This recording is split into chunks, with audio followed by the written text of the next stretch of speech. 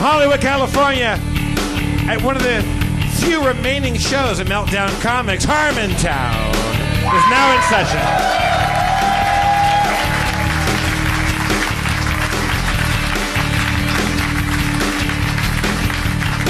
For your abject entertainment pleasure, Spencer Crittenden, everybody.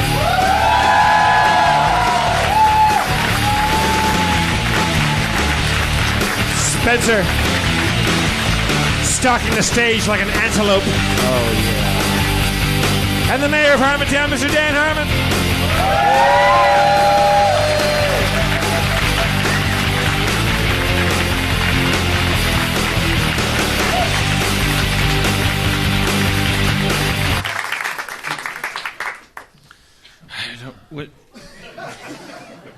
What's this? It's a cylinder.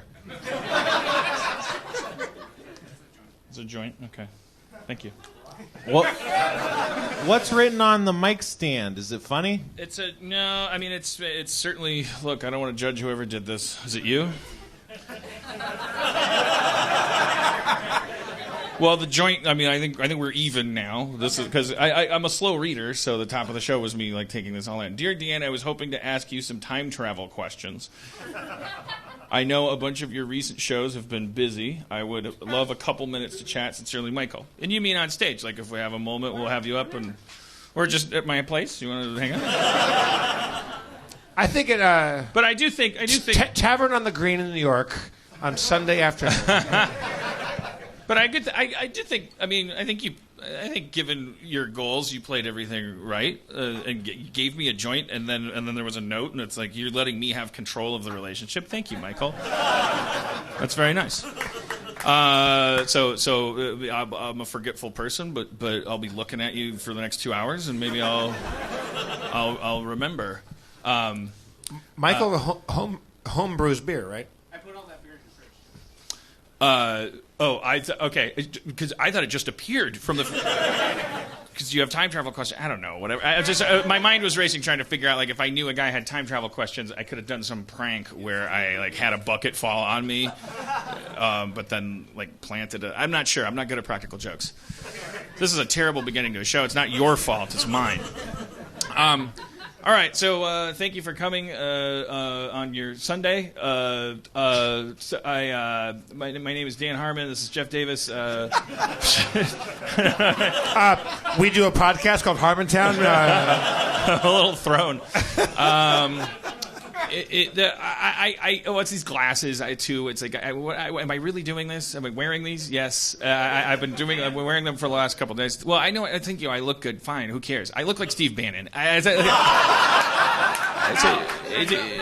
Did you know Steve Bannon sounds kind of like you? You look at Steve Bannon and you think he must sound like all these Jews, but he sounds kind of like all these Jews. He's like, I don't want to get off on a tangent here, but these Jews.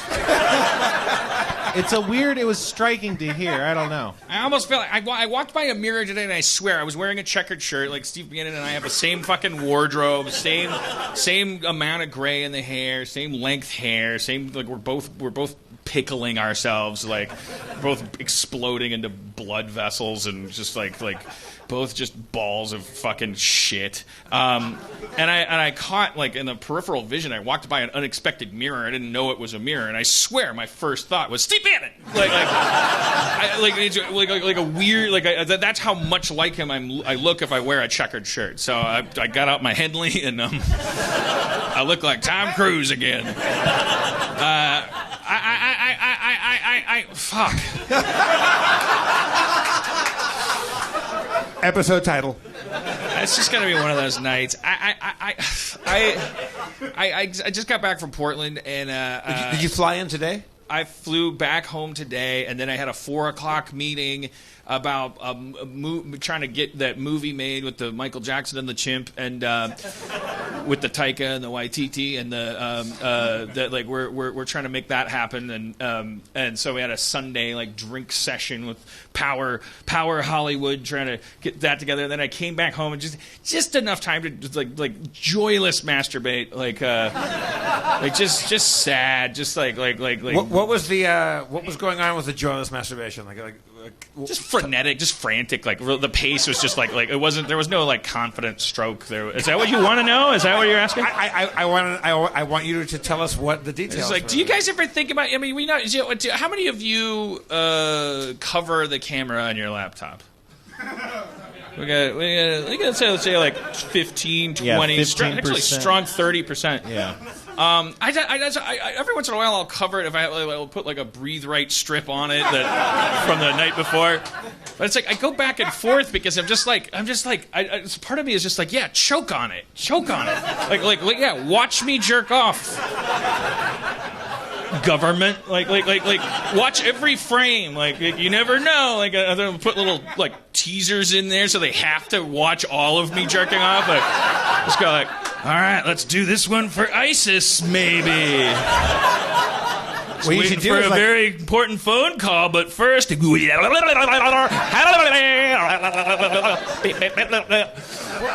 if you like put decals on yourself like a NASCAR car with like Pepsi and like Firestone tires and shit like that? Well, I don't know if that, but. Well, and then you think like, well, what are they going to blackmail you? Like that ship has sailed, right? Like if you were an outspoken activist, let's say, if you were like a modern day threat to the regime or something, and you jerked off in front of your laptop, what would they release your jerk off? Like your home, they wouldn't do it. Would they send it to you in an envelope and go, look, you look kind of silly when you jerk off, so maybe Black Lives Matter a little less than you think they should. Hombre. But no one would be fazed by that. They'd be stoked, right? They'd be like, okay, well, I do look silly, that's for sure, but like now I'm like martyred because So I mean, we all text each other with a picture of you laying in your bed with your balls out. Like that's like yeah. I know that's kind of part of it is like to take the enemy's ammunition away. Exactly. Like look at my balls, look at my tiny dick, look at my gross hairy hedgehog body, look at my shoulder hair, listen to my horrible thoughts. Like I don't care. I hate everybody. I hate myself. I hate the planet. Yeah. Now I can say whatever I want. Fuck the president. I did it. I won. I don't know. Well, anyways, so I was in Portland. You think Trump listens to our podcast? Oh yeah. No, he's like notorious for his like. Yeah, he watches everything. His radar dish is huge. Yeah, he's always. I think one of his most profound quotes that you never hear quoted is he says, you know, if you're not hearing your opposition's voice, they might not be hearing yours. He never said that. Actually, that was said, I think, or I'm not sure if it was said by, but we're going to be talking about that. We have a documentarian filmmaker. That movie I kept talking about, Accidental Courtesy, that follows Daryl Davis around, the guy that shot that movie's here. And that this isn't me introducing him. Yes, it is. Let me introduce him. Let's bring out our new friend, Matt Ornstein.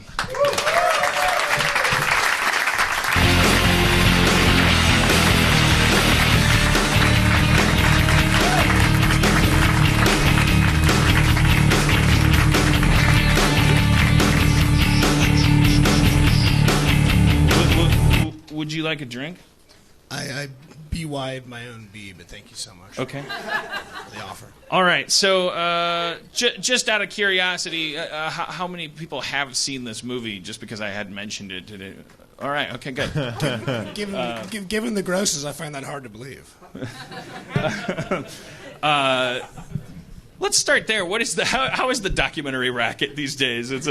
I literally don't know where to keep the cash. This was your first movie, right? Like your first documentary. Was it your first movie as well? I've done a couple long-form documentary shorts, one of which was a narrative hybrid. So it was actors, but everyone else was a real person. And that was about the last space shuttle launch. And that did okay for itself, so that kind of led to this, I guess. Did you know that this was going to take about 3 years? And if so, I have follow-up questions. Did you? and if so, why was it worth it? Go. Well, I actually did not. I did not. Matt, while Dan does that bit, for our listeners, get the mic right in your lips because it's like You need to put the mic by the ice? no, get it right. Oh yeah, eat the mic. Eat the mic. Right there. I actually thought we could do it very quickly. I was supposed to direct like a high school movie, actually, like a good one, but a fairly normal movie. And I'd cleared all that time, the pre-production, the shoot time, and then it delayed. And so I thought, we'll just knock out the Daryl Davis thing, just like, So you thought maybe 3 months, 6 months? 6 months, a year. I thought it'd be cake. Because that seems reasonable. I mean, the movie opens with him telling a story that just sort of whiplashes you because everything that you think you understand about how bigotry and race is supposed to work in America is subverted by this very simple story in the beginning, which is your throat sounds like it might be a little tender, so I'll tell the story. But he tells us, like, there's the KKK's coming to town, and they don't have a bus, and he has a bus, and he lets them use his bus. And you're kind of like, wait, what's going on? I don't understand what's happening, and it sort of leaves you hanging because it doesn't. You can't understand it. This guy Daryl Davis, like, that's sort of how he started down this road of this very unique individual form of activism, where he very simply befriends racists, not in an attempt to. He doesn't. He doesn't come at them and tell them how they're wrong. He doesn't even say, let's debate about it. He just makes friends with them.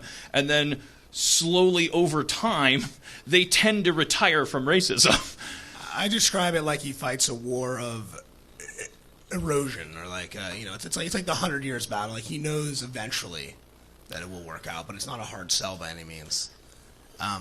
The opening you're talking about, I love. I realized pretty quickly that we only had one chance to sort of use. The cold open could be very special because you don't necessarily know what his deal is, and you immediately have to recontextualize all this information right off the bat. Mm-hmm. And then as the film goes on, it sort of takes on a different meaning. Yeah, I mean, and then the meeting with the goddess, as Joseph Campbell would put it, like, for me watching that documentary, is that then he goes and he's in Baltimore, correct? Baltimore. And there's these very, like, smart, like, dedicated career activists, Kwame Rose and Tariq Touré, Kwame Rose, and J.C. Falk. Is J.C. Falk the older guy? J.C.'s the older guy. And I had already described this scene to them, which is that they sit down across the table from this guy, and you've been watching the whole time. You've been watching these kind of Jim Norton-y looking, like, KKK guys. I'm not Jim Norton's not racist. I'm just saying, like they're just putting a picture in your head. That's great casting. Of like, that's that one guy at the diner, right? You'd cast Jim Norton as that guy. Absolutely. Where you're watching over and over again, you're watching him sit down with these guys, and you're kind of like, it's confounding because you don't understand, like, well, wait, I don't understand how racism works then. If there's exceptions to it, then why don't you stop being racist? And then they go, well, they eventually do. They just need black friends. I mean, it's the reality, though. A lot of them have never had any black friends, and so in the absence of real information, you can tell them they have horns, and it flies for a little bit. And it becomes more of an expression of how much they care about their neighborhood or their family or themselves or their whatever. And there's just this thing they've never met. And that's the question that Daryl keeps asking. That's his thesis question is, how can you hate me if you've never met me? And it carries him through that. But then it's like, oh, now these times are upon us. These conversations are so important. And he sits down with these guys, these younger millennial activists, and in very short time, they're having a harder time seeing eye to eye than these more performance kind of like, hey, well, baseball, apple pie. I'll tell you, if you like Elvis, then I like you. Say cheese. And I don't mean to demean it or trivialize it, but it's like now it's time to have a real conversation, and it breaks down pretty quickly, and he, and those guys don't. It doesn't get like shouty, but those guys get up and go, you know what, can't do it anymore. After they kind of call him out on what are you doing and what good is it doing? Like what has it changed? You've been doing it so long, and isn't it almost the thing that killed me was when one of the two of them said, it seems like it's a fetish. Yeah. Which is something everyone had thought at some point a little bit, because a fetish doesn't necessarily mean what he does isn't valuable. It just means that he has grown to. He's fixated on it. He's fixated on this thing, and just a tiny bit of background. Sorry, I'm a little.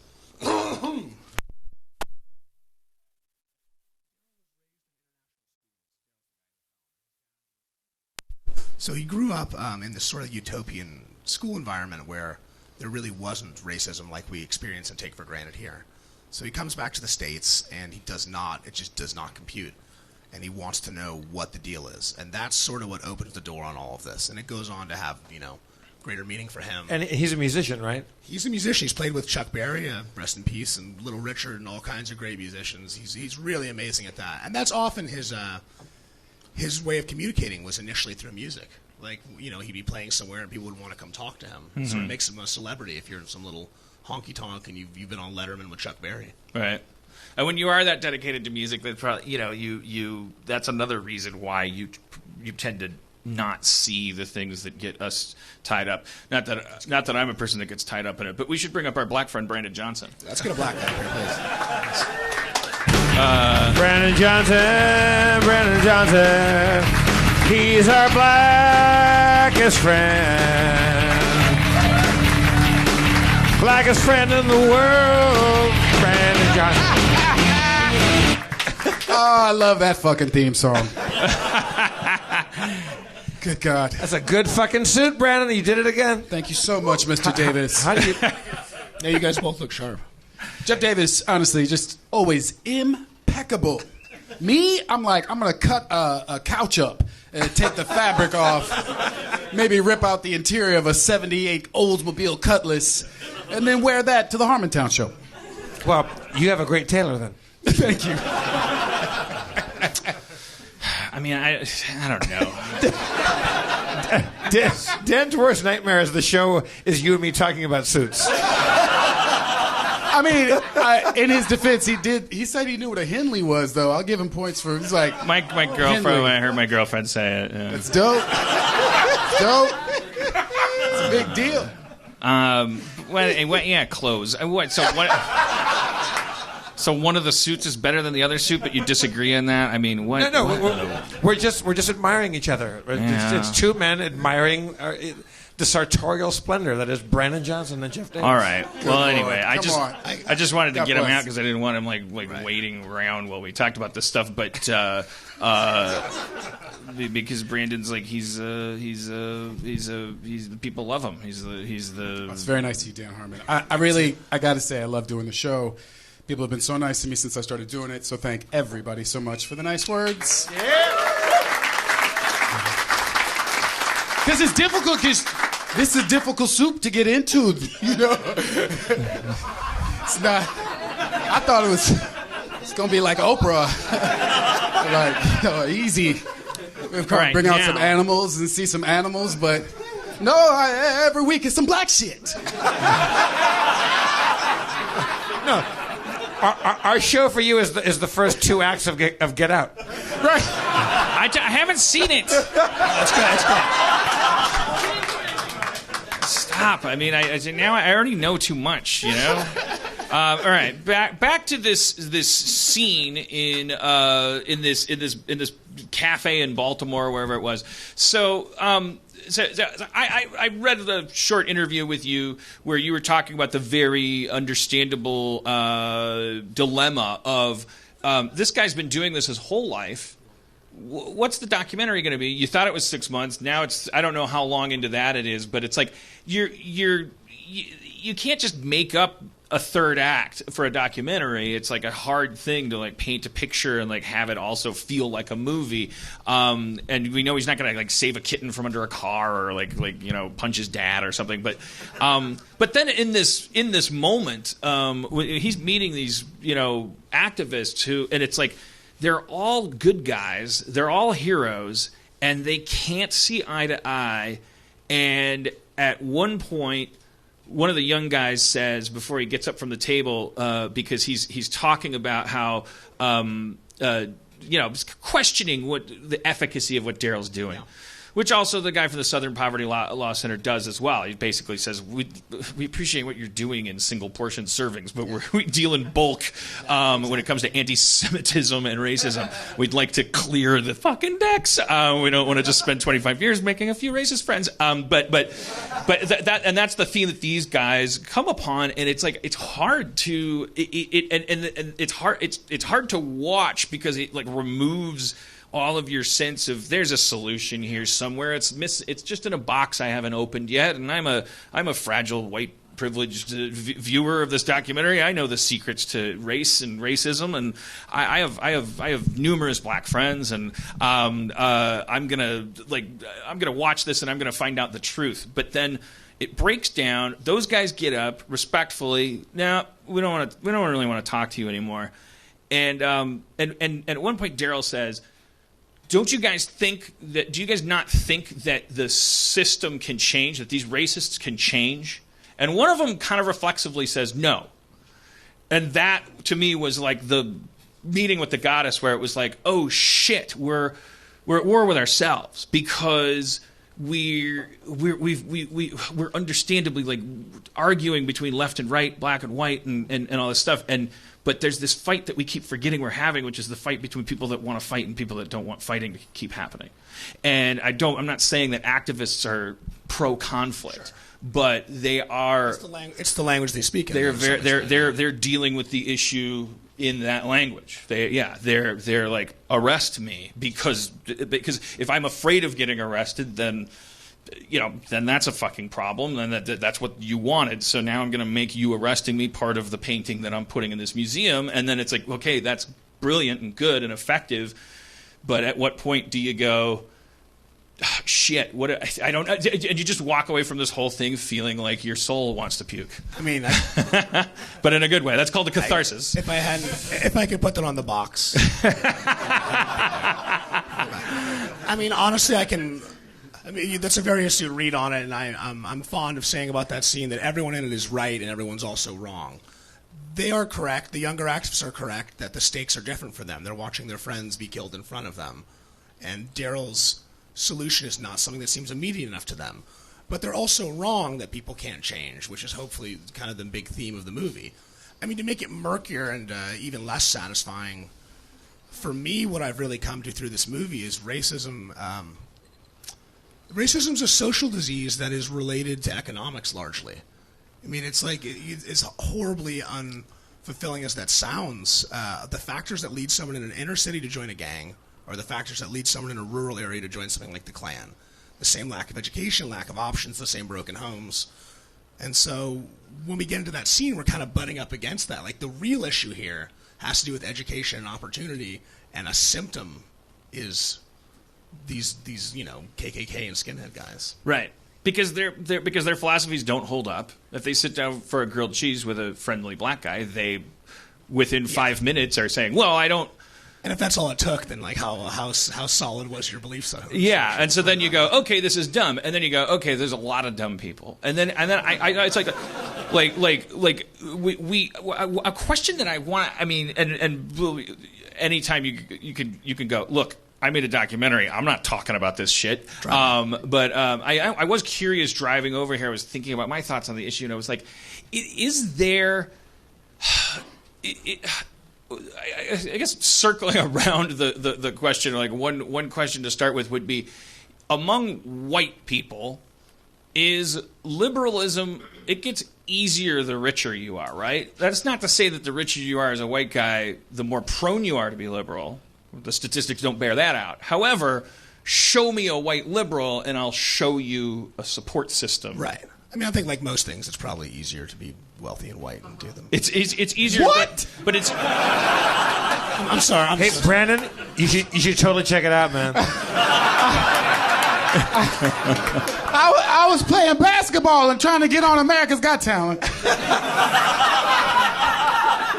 But it really I mean, that takes you down a scary rabbit hole, which is, okay, so maybe I'm just not technically racist because my parents had a little less meth. Like, because I was born, it's just like when you start to get it, those are the thoughts that really haunt you. When you go like, well, okay, so I had a neighbor with a swimming pool, and I had a 3.0 GPA, and I lived in a suburb, and there were no bars on our windows, so. And I went to integrated schools, and so, but it was I guess the thing I'm circling here is like, so we have the big problem that we have in our country is neither race, nor is it bigotry, nor is it's the fact that we refuse to address class, we refuse to address poverty, and that where there is poverty, there are things like that don't affect us as much, like people believing the earth is flat, people believing that there's no sun, that it gets eaten by a turtle at night. Like, those things just don't affect how they hire and fire and who they shoot and like what words they say on Larry King. Like I don't know, I'm mixing a lot of things there. You're like, why would there be a poor white person on Larry King that believes turtles eat the sun? Well, they're clearly there because they're a Trump science advisor. Yeah. Because it's hard to find. Yeah, you got to find that Snap. Equal time. Yeah, so I don't know what. I don't have a question. I was just babbling about it. No, but you're babbling in the right direction. It really Thank is. you. Told you, fucking. I heard you fucking doubting me. Because we refuse. Honky pieces of shit. You tell them. Because we refuse to talk about class in a realistic way, we leave the door open for people like Trump to talk about it in a way to their advantage. Right. Poor black people and poor white people have a lot more in common than rich white people and poor white people at the end of the day. But like the color of their skin? I don't understand. No, I'm kidding. I'm sorry. This is the age-old thing. We all know it, too. Like, even the dumb people know it, but they don't feel it. Well, you do this thing, collateral damage, where you're like, we're going to lose 100,000 people, but we're going to advance 20 million?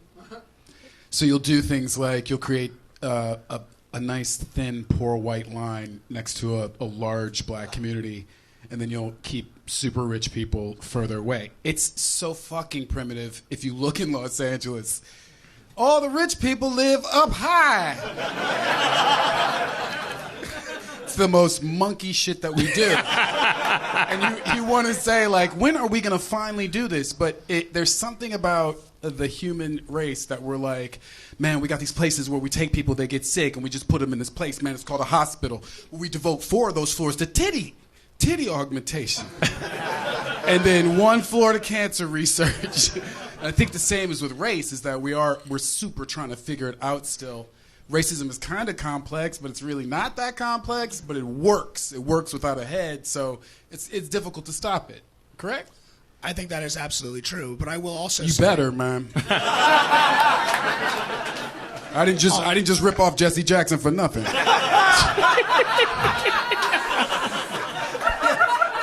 You are so aggressive, but also so articulate. I love it.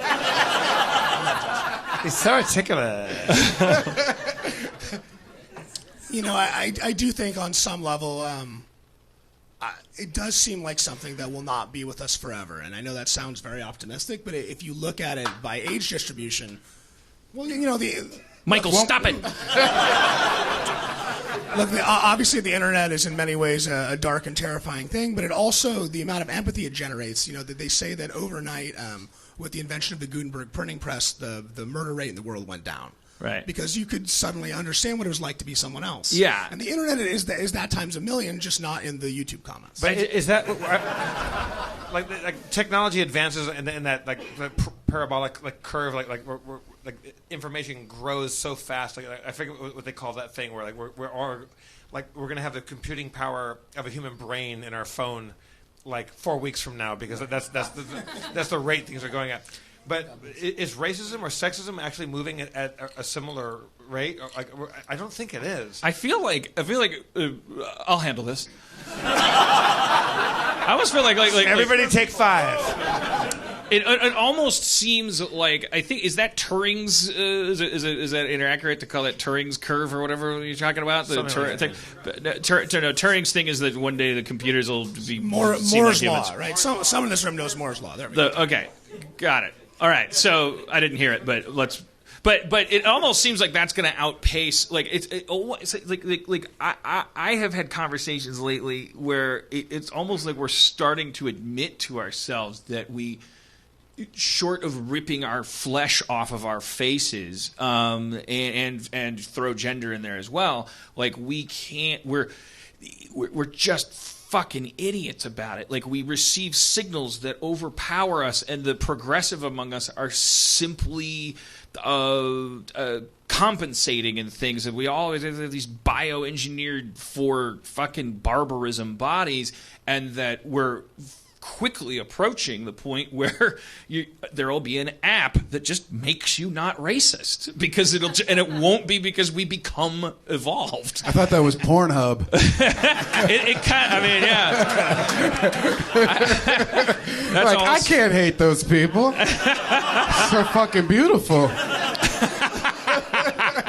I mean, it looks good in them swirls. That's two or more colors in a rolling ball of fuck. I mean, but you know, statistically, there's truth to that as well. Like, eventually, I mean, it really is. It's all blending, and the numbers are changing, and the demographics are changing, and like the day when a non-college educated white man could run it all is definitely, the sun is setting on that, and that's part of what you're seeing is the last stand. It's these spasms, because it actually is. We talk often about, a guy in Kentucky doesn't have any Muslim friends or whatever. Well, yes and no. I think what's happening is that there's this Rubicon being crossed. Where but thanks to the internet, that person in Kentucky feels like it's at his doorstep now. Right. He, in a way that he never felt it before, and there was actually a kind of like strange like symbiosis between the heartland and the cities before that was always possible when they were separated by horse distance. Right. And it was like, oh, my cousin's coming to town. He's a little bit of a hillbilly. I mean, you know, there's been studies for I think 15 years now about the level of mistrust of people in the middle of the country, of the coast, and all the media related. Yeah, I mean, it's been there. We just kind of. Yeah, David Wong wrote this really great essay kind of summing that up in terms of our popular culture. It just all goes back to this whole thing that's, you know, Hunger Games and all that stuff. It's like we in America in particular, we love the mythology of people in the country are simple folk. Right. They like to chew on their long grass things, and they're awful clever. They're like leprechauns. They got salt of the earth wisdom, and they got tricks they can pull, and they're the heart of the whole country. And then meanwhile in the cities, I mean, we in the cities propagate this myth. We look at ourselves as not city folk. We look at ourselves as country folk that moved to the city. Right. And so we write movies and TV shows about how, well, if you live in the city, you're this out-of-touch, pasty-faced person with a mole sticker on your face and the heart-shaped hair, and you're like, oh, what this next contestant will fight the laser shark for food. I love it. And we understand that has been, it's the outlaw hero versus the righteous hero. It's this idea of cities coming up and like, oh, the sheriff's important, but so is the Han Solo guy, mixing genres. I'm still following you. So I guess that's just me going, oh, I know what you're talking about. I can say it too, but longer. I mean, I think that it's obviously a cynical writing device, but it's also hopeful that maybe like if we threw off the shackles of the city, we'd be better, more honest, more straightforward people. Matt, could you make a documentary about Dan Harmon called Mixed Metaphors? I have some availability. But it does feel like, is there a chance that actually just because city living is getting more and more of a, you know, like the money's thinning out. The millennial generation they're getting by on less. But they're rich. They are richer. There is more money privately now because people got super rich in the past 10 years. So that's who's buying houses in San Francisco and Los Angeles and Chicago. So Millennials? That's why. Yeah. Those pieces of shit. Yes, because I never trusted them. Dan, they're all around us. Play it cool, Jackson. all I got to do is put out some records. I think millennials have just been pretending to live with their parents and not have a future. I think it's like a long con. They also love racist stuff. They love it. They pretend to get outraged by stuff, but they love it. Tell me more, please. Like all of our crowd, the millennials, they come to the show. Like, what are they doing? Like, you guys, you get so. You're so afraid of us saying the wrong thing, but you keep coming every week. we're going to offend you every time. Well, I think I would. They're not here to defend themselves, but I would say that's because it's not like NASCAR where you're like, I hope I see a car flip over and have a disaster. I think it's more like if in NASCAR a car flipping over made the car stronger. Like if a burning Dan Harmon crawled out of every wreck and went like, now I'm made of asbestos, and I'll handle those curves a little slower. I would watch that. Yeah, they do. I mean, I think I'm America's like Gen X, like unintentionally racist and sexist white knight uncle that like is like because I didn't get married when I was, or I did get married. That's right. Goddamn! Wow. Goddamn! Because I didn't get married and have kids on the schedule that would now have me have a 20-year-old kid, like, I'm just like this weird drunk Gary Busey uncle at their wedding, you know, going like, oh, what are you kids talking about, race? Here's the thing. You got your black people and your white people. Is that still a thing? Well, think about it spiritually. Oh, Uncle Gary Busey. That was a fucking wicked Gary Busey impression. You don't know you have one until you try it. I'm Gary Busey. I lost it. Very familiar feeling starting to come over me. I think even he has trouble these days keeping it in. But anyways, yeah, I think the Twitter's become a sewer. It just upsets me. I can't get off of it. I have this like. But I also get these like doses of like pure like uplifting optimism, and I guess it's just I'm 44, so I'm always gonna funnel it through race and gender and all this stuff. But it's like I'll go like it's black young women are going to save us because they haven't like on Twitter they're like I'm dehumanizing by putting them in a group, and it's like if you know a black woman and she's a piece of shit, that's good.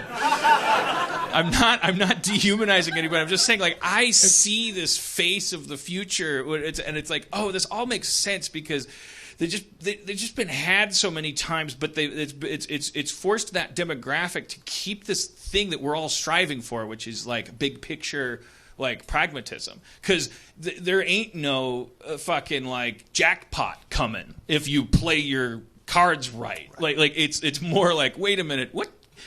How does the house always win, and how do you count cards? That's what I'm seeing a lot on Twitter and blogs and things. Is people that you would never the silhouette they cut, you'd think, well, this person wouldn't even show up to the conversation because there's so many buttons being pushed before they get in the room. Well, it's the opposite. No, my buttons are getting pushed because my software and hardware are all out of date, and now there's this new generation of people who are just like born into this stuff and going like, man, there's a lot of fucking claptrap going on about my race and my gender, but I'm not going to let that distract me. I see you're trying to trigger me, but here's the thing. And I see a lot of that going on. What is my fucking point? Am I trying to get a medal for? I mean, I want a young black woman to come up to me after the show and give me a teddy bear, I guess. Shout out. And if that is you. Let's not forget Maxine Waters has been super brave throughout. And old black women. And that's the thing is that for yeah, us, Dan, why do they have to be young? It started. It probably that's years and years of activism and something that is trained and you grow up knowing these things and that's great because you are able to pass a little hope. I'm glad you're so inspired. There's also part of a public school kid from Milwaukee, so I guess when Maxine Waters like responded, or more importantly, didn't respond, didn't take the bait of all that that shit. Man he did. She did. She was like, that man it has a bunch of cases against him for women's. It was beautiful. So it's like, that's why you don't fuck with her in the first place. You know you got old filthy ass hands, Riley. That was the crazy. I was like, why would this dude pick on her when he knows that she is not going to fuck around on the rebuttal? She's a black woman. Right. She's going to tell you that your feet stink, the pizza's burnt, and I don't think that bathroom was clean enough. I was excited when And I love you. I'm telling you these things because I love you, and I don't want your friends to come over, taste your nasty ass pizza, and take a shit in your shitty bathroom. Yeah. I love you. That was Miss Jackson, my fourth grade math teacher, calling me over to the desk after taking everybody's lunch money and then calling me back up. Daniel, and she handed me a brush and a nail file and said, "Go scrub your hands and wash your nail, or go wash your hands and scrub your nails." And I was like, I turned beet red. Was like, "What?" And she's like, "Go wash your hands and scrub your nails." Anyways, I was like some good ass advice though. But that was Dan, I tweet you that every couple of days. The Maxine Waters response, like I noticed, like she didn't. It was like how old is she? What is she? 70? She's Donald Trump's age, right? 12 terms or something like that. You want to talk about a black woman's age? When as far as I'm concerned, she's 42. Bill O'Reilly made that comment, and it was like, and then I was like, let's all have like these logical debates about, oh, you can talk about his hair, all this shit. Give me a break. You're supposed to understand this shit with your gut. That's why I'm the wisest. You're not supposed to process this shit with your fucking. If you're having a debate on Twitter about like what, oh, so you can make fun of his hair. It's like think lower in your body about this and what you know that Bill O'Reilly meant when he responded to her saying the president's a criminal by going like, her hair looks like James Brown. Think if you don't know that that's racist, then it's like we don't need to have a debate. The customer's always right. It's all dog whistle too. Like someone like Bill O'Reilly, who's a professional piece of shit, has these viewers that know their way of life is waning. They're and selling. He makes them feel better for 10 minutes. It's like what Obama. The 8 years they were addicted. Like Bill O'Reilly could just get on and dog whistle very lightly about race. So they're, well, the president in Jive was the thing. Exactly. It's like that wasn't a very subtle dog whistle. I'm not good at it because I don't see the world through that lens. I saw our commander in Jive was at the summit today. But it was for 8 years, the mythology that was selling was you're poor, you're at home, you're watching TV, your problems aren't getting solved, there's a black president. It was an easy it was like having a wicked stepmother. And then, okay, now the big story is let's have an election, and that was fun too. And then it was like the hope and change night. Then the next day it felt like we all just started making paper airplanes and hanging out. And then there was a lot of Tea Party and this. But this is different because it's like they won and then they're like, and I'm still mad, of course. About what? Mad about you not accepting my anger. Well, I don't accept your anger because you won. Well, yeah, snowflake. Yeah. They're amped up. Oh yeah. And so when he knew he's like, I'm gonna say something a little itty bitty racisty, and it's gonna then we're gonna have a conversation about hair. I mean, we've all seen, how many videos have we seen of someone in a store being horrible, and the punchline for them is, "This is why I voted for Trump." Right. I can't stop watching these things. Honestly, stop me, please. Matt, did those people that he helped to change, is there a number on that? That number goes up and down. It's sort of like a fishing story. It's hard to clock. 240. Some article had it at 200, which I think is way high. Did they go on to do his work? Did they recruit? Some of them do. The guy who's at the end of the movie, Scott Shepard, who was a Grand Dragon and now is sort of an activist. He texts me that he's working on this guy or this other guy. I mean, it's definitely propagating itself on some level. How many of them make friends with him and I'm asking for more data that you're going to say is like up and down. But like that's another question is like, do they make friends with him and then 30 years later go, my back hurts, I can't be racist anymore, here, take my Grand Wizard cloak? Like, does that count? I mean, I think it all counts, but like some of it is that. I think that I would analogize it to like being in a crime family. Like, you know, all of your kids' friends' parents are also part of it. If you're a Grand Dragon, you get paid dues. I mean, it's part of your financial structure. It really has to uproot your life to change it. Yeah. But then So you can get a job as a Grand Dragon. You can supplement your income for sure. That's Brandon. Oh, what? Not everybody can get a job as a dragon. But there's a loophole. I'm from Hollywood. Well, the one in the movie in the purple robe has been murdered since the film. So there is at least one vacancy. But do you think? Do you think that was politically motivated? Was he murdered for? It was apparently his wife who he was leaving and her biological son. Missouri. And he died on the same day as Prince, which is fucked up. Yeah, like don't even fuck with not that at day. all. Leave it alone. Yeah, they poisoned him so he'd be docile and then shot him for good measure, is my understanding of it. Whoa, okay, he was absolutely very thorough. Oh God. Yeah, and I will say one thing to myself in response to that comment about like, oh, do they just get old and they're too old to be racist? But from my experience, I mean, not to say that my family has any old racists in it, but like from my experience, if you don't, getting older makes you more spiritual. It doesn't tend to make you more progressive.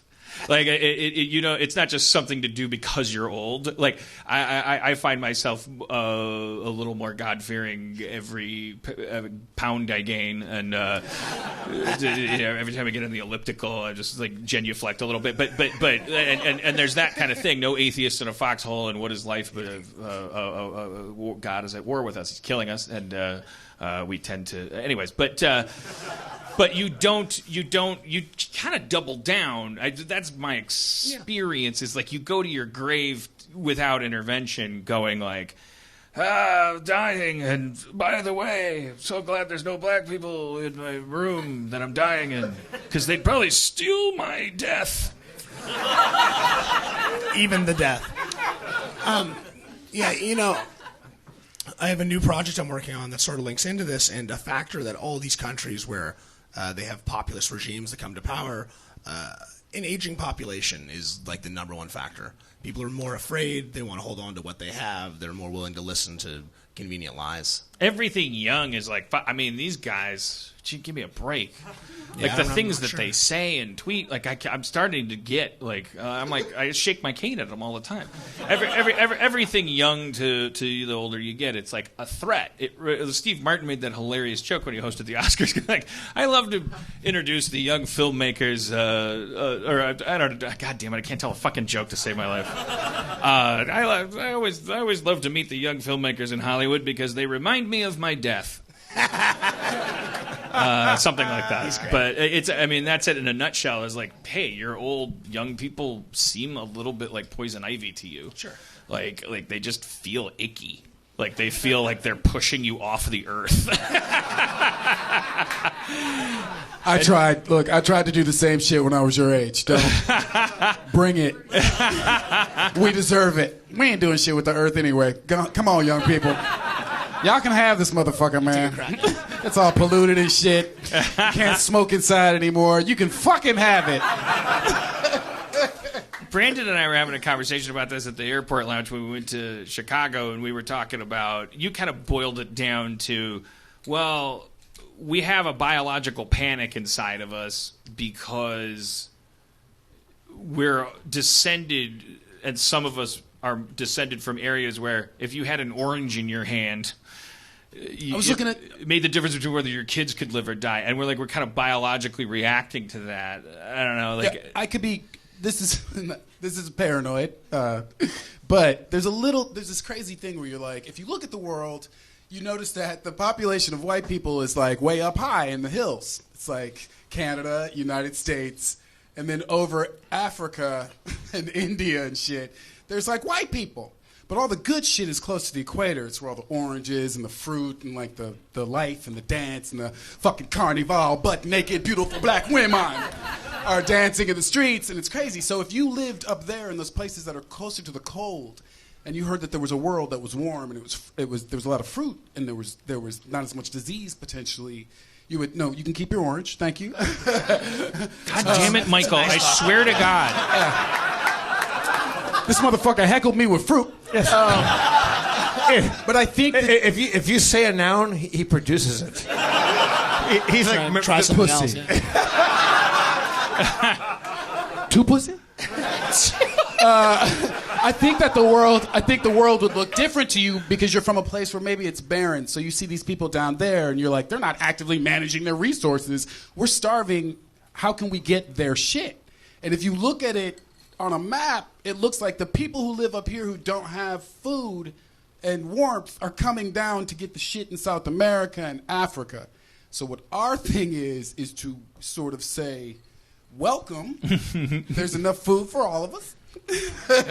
Come on down here, but we've been waiting for you. We're not worried about dying out. But if you live up in these places, you come from these places, you're like, fuck, my numbers are decreasing. Right. I can't have the United States become Mexican and black and Asian. I followed a mammoth down here. That's right. I busted my ass, and I don't have a lot of fucking resources when it comes to things that keep me healthy. So I can negotiate with these people and try and get the shit that they have, hot peppers and red fruits and orange fruits and yellow fruits, or I can just swoop down and take that shit. If my numbers were failing, if black people were becoming extinct, I might try to steal all your fucking oil. I might try to take all your land. I don't know. If you believe if you're in that you're part of a genocide. If you feel like your people are dying out, which is kind of how the thickest of the racists feel. They feel like abortion is bad because you're fucking up our numbers, not because we don't believe in a woman's right to choose or that bullshit. It has nothing even to do with that. They're like, you are fucking with our sheer numbers. It's 1 billion Chinese. We got to catch up.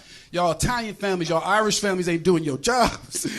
But if you think like that, then yeah, it does make sense that this tribe would be warrior-like.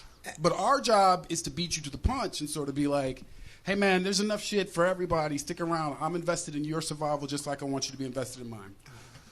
I like that model the best because it acknowledges this thing that like nags at me when I look at the world and I just feel like empirically you could just observe the fact that if there's one accurate thing you could say about genetics, it's that white people are so good at racism. Like they're just gifted at it, and I just like I don't want to believe that that's genetic, but at the same time, if you go purely egalitarian and go like, oh, we're all exactly the same, then you are this. Then you have to be subjected to this world that keeps telling you you're wrong about your decidedly rational belief that everything's flat and even. And the nice different split is like, maybe there's a couple millennia of like what my therapist would call kind of like tribal memory and shit. Like there's it's not really genetic as much as it is like kind of just, I don't know, there's like some other field of storage and that will burn out. There's that thing you often hear too, that when you're used to things being completely disproportionate, equality feels like you're losing. And I think there is a fair. We've all had those moments like where if you ever like take like I don't know, you're at a party and somebody says, "Hey, we should all get high and just hang out," and like and then like I don't know, something weird happens like somebody says, "What if we all got pizza and like took off all our clothes and put it in a bucket?" And you're like 23 and you're like, "Oh, I've never done this drug before and pizza sounds good and I just moved here from Portland, and I don't even like these clothes, and everyone's taking them off." And then we all have these like moments, like these random social experiments where somehow there's like sometimes you like fight this roller coaster ride where you take off all your clothes, you put it in the bucket with everyone else's clothes. The pizza comes. Someone else is in the bathroom, and you run your credit card for the pizza, but you're all high, and it's all like. And then there's just this moment where you have these like, as much as you were into the whole clothes in the bucket and everything, it's equal. You have this paranoid flash of, oh my god, I'm being fucked over. Like, everyone here hates me. I'm a dork. They're laughing at me. That's why they all have beautiful bodies. That's why they want their clothes in the bucket. I was like, they wanted to look at. I look like Paul Giamatti, and now I'm buying all their food, and they're fucking each other in the bathroom, and they probably have more drugs that they're not sharing with me. And you just start to lose your mind. That's not a story that actually happened to me. There's no such thing as a. No. That's so specific. It has to be autobiographical. There's a lot of detail in there. Dan, where was the clothes bucket party? Well, you know what? Actually, there was. How big is the bucket? All the clothes could fit in one bucket. I stitched some elements together there. There was a girl I went out with once that knew took it! me to a party. We were there because we were at the party. Yeah. The underwear party? No. Yeah. No. We would never put our clothes in a bucket, Brandon, would we?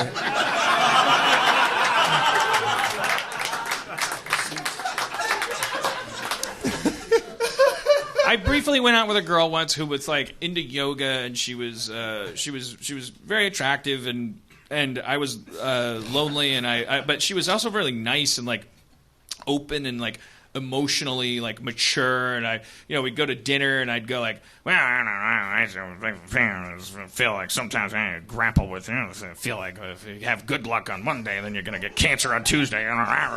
And she'd go like, have you ever experimented with maybe just having gratitude for what you have? And it's like, gratitude, huh? I like it. I like it. Gratitude. And we'd go to the beach, and she'd go like, I like that you don't want to go in the ocean and do yoga. I'm going to do some yoga. Is that okay? Yeah, all right. Everybody does whatever they want. That's what's great. And she'd do like yoga, and like, everything's going great. And then I just, it was only a couple dates, and we went to a party together, and then it was like all her friends that grew up in her neighborhood were at the party, and they all had gone to the same high school or whatever their version of high school was, like probably some academy or something. And it was like, all of a sudden, and I was like, oh, they're all rich, and then they were like, and then somebody brought over a box of underwear, and they all were like dancing, and I was like, yeah, dancing, I do it at weddings, but I like getting high. I'll sit here and get high. And then I was the only one sitting and getting high, and then everyone was dancing, and then somebody brought over a box of underwear, and they're all like, let's all put on the underwear. Not over our clothes. That's not how you wear it. They all took off their clothes. So they all looked like Ken and Barbie dolls, and they were all rich, and they're all sexy, and they all did yoga, and I was a fat guy sitting on the balcony with a joint in my mouth, and I was just like, fuck all these people, fuck them. They fucking lied to me. They tricked me. It's just like fucking grade school. It's just like everything. They would laugh at the fat guy. What if I'm so fat I can't dance? What are you doing? This isn't a custom. Get everyone put on underwear. Who brought a box of underwear? I was wondering about that. You should have got negative and fucked them up. You should have put that belly on them. My point is that it's at those junctures when you start to risk melding with people that you're at the height, and you should be. It's that weird thing of like a Ouija board or like some game you'd play at a party where you're like, okay, so we're gonna reach out. We're both gonna do this thing, or like the stiff as a board thing. I'm gonna fall back and everyone catch me. It's like just that thought that gets in your head of like, boy, this could all be leading up to them just letting me hit the floor, and wouldn't that be a gas for them? And you hear stories where that's happened to some people in this room. You were at a sleepover and you played the game where you trust fall, and it was like either a mistake or it was actual fucking targeting. You hit the fucking floor, and you probably don't even know how traumatic it was. You probably think that you probably tell that story to your friends and go, And that's when I was like, I knew that was going to happen, and I'm more into Linux than I thought I was. And these people just are going to keep on debating between Mac and PC, and I'm like off the grid. But what really it's like, but you're always going to be dealing with like, I can't believe they fucking did that to me. It really hurt me inside and out. Anyways, but it's like yeah, racism. I mean, just to bring it back around, isolated people are who falls for this stuff in general. Like, that's the common theme. These are people that are isolated geographically and personally, and they find belonging through these ideas. Prisoner's dilemma. Yeah, that's what cops do. They separate you. They come into your room and they say, your buddy says you're a fuck up. you robbed the bank. The isolation makes you manipulatable. That's exactly right. And so now we have this internet, and it's like now we're at this age that none of us could predict, where it's like, how do we have an internet and the historical headline of this era of political history is fake news? The idea that, and it's not just the idea that Breitbart is fake news or that Breitbart calls MSNBC fake news. It's the idea that we can believe that we've never been more polarized in terms of the information that we're receiving. How is that? No one would have predicted that the internet would have caused that, but it makes sense because it's a trust fall exercise, and we're in a spasm of, are you going to fucking drop me? What happened? Is there a bat over my head or something? What? Wait, where is the spider? No. Okay, all right. Jesus Christ! I thought it was on my head. She reached up with a beer can and put a spider in it, and just fucking like grabbed a spider with a beer can, right? Which means she brought it in. I thought. You should have given him an orange. That was it. But you reached up behind Michael. You don't realize she put this Dr. Pepper. Don't give it the spider. Fucking. She put this Dr. Pepper can above your head and caught a spider that was about to land on your hat, and saved your life. I mean, Let's give her. seriously. Come on now. What's your name, madam? What's your name? Madison? Yeah. Madison? Come on stage, just so we have a woman on stage for once in our lives.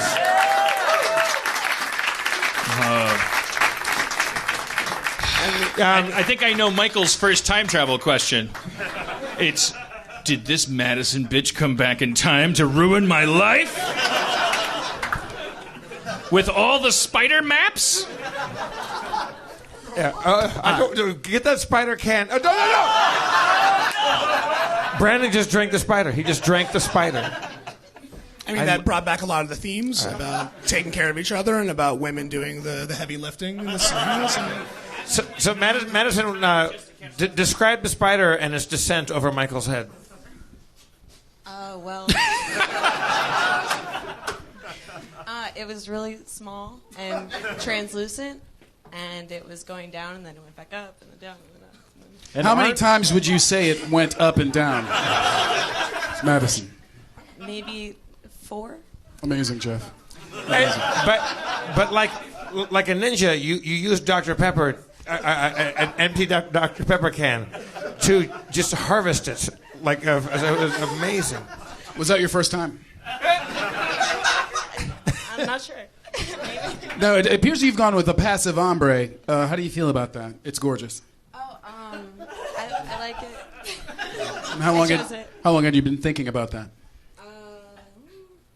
It's a while ago. Madison, this is the first time I've ever seen Brandon Johnson nervous. He's losing his cool right now. He's losing his cool. He just saw a woman save a dude from a spider attack, and now he's a little ill at ease. Will you beat up my sister for me? Madison?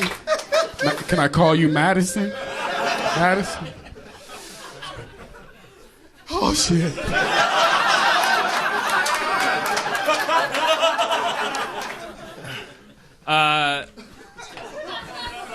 Madison, are you? Do you live in Los Angeles? Yes.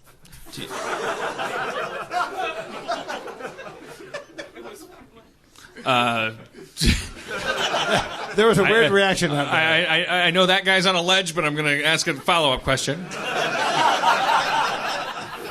I hope he's cool with it. Are you going to school? Me? Okay. Yeah. Oh, no, I'm done school. Okay. Oh, sorry. Great. Done. Yeah. Madison, get the mic right up to your mouth. We have a hard time hearing. I'm not in school anymore. Where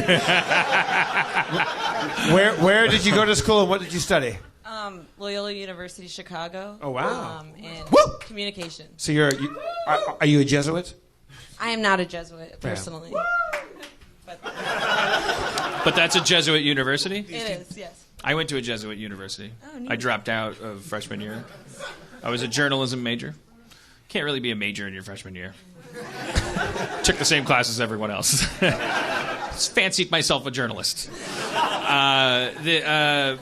So you were in Chicago. So how long have you been out of school? You just came out to L.A. to ply your dream trade? No, I've been here for 4 years, and I graduated in 2011. All right. So what's the dream trade? I moved here for screenwriting, but now I'm working at a VR company as an art director. Seems like a good move. Justin Roiland, the creator of Rick and Morty, is it's 9/11. Make a wish.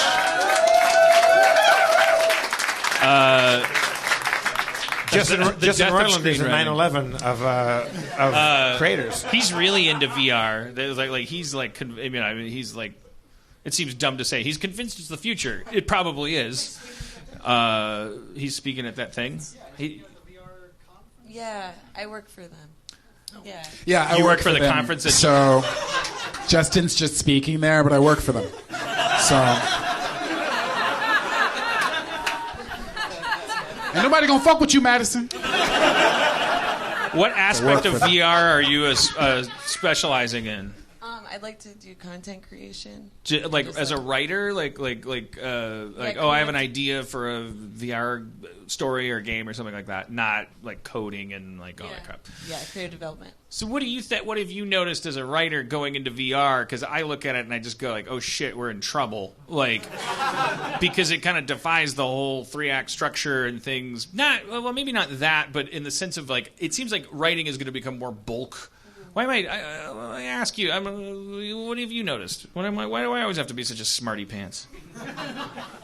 I think it'll just develop a new form of storytelling, and it'll be a way to make things to create a totally new reality. Do you think though that what does the writer's job become if the new form of storytelling is that someone puts on a helmet or a pair of, hopefully something lighter and wireless? They put these things on and then they're in a different world. So the things that someone has written, they need to be even more so than we've seen in video games. Like writers can no longer just control what happens when. Writers need to actually just fill barrels of information about characters and things. So, all right, I guess I am a smarty pants. But are you looking forward to that? Do you think that's more fun?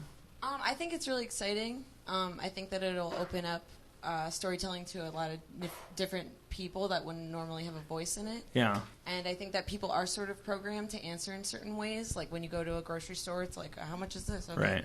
Whatever you have almost like a script already. So when you program things to be that way, then you can kind of tailor reactions based on a more it's like a reality. So it's like if you make certain rules for the world that you're in, then you can create a totally new reality based off of these scripts that we already have. So if I'm watching like Fast and the Furious, what is it, 10, 20 now? 8. I think it's 8.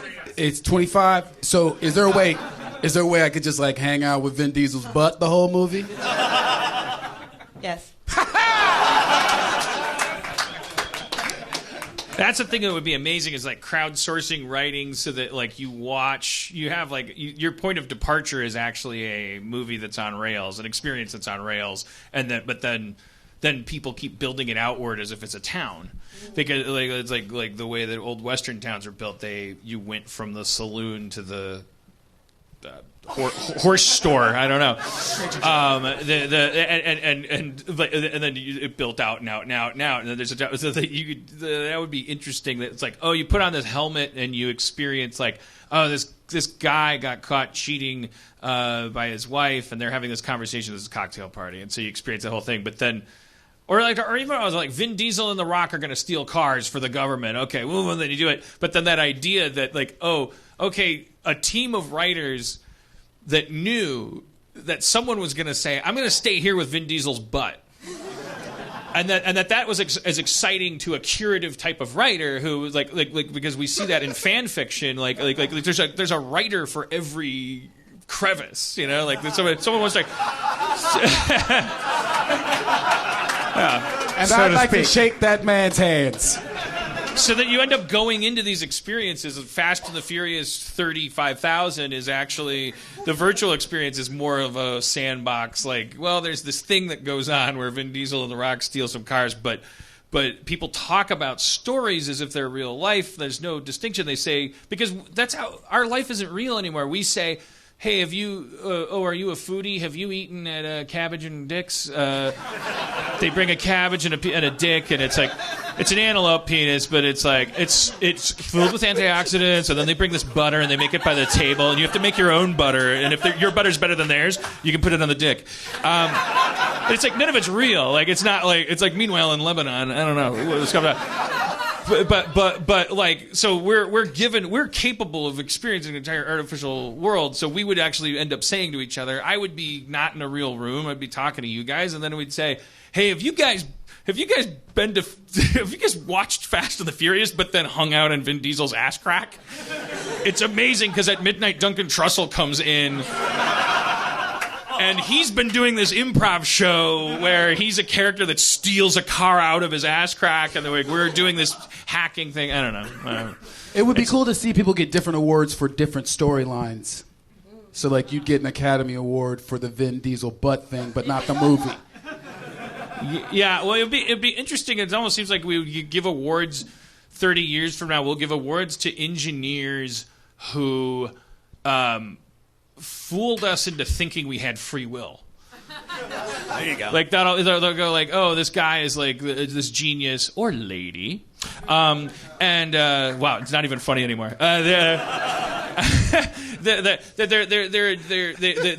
Because I've played games like where I thought, oh, I'm making these choices and I'm having all this anxiety about Gwynnifer versus whatever. The Witcher 3 like storylines. I was like, the brunette's being so mean. I'm gonna, and then it's like, wait, this could be totally on rails.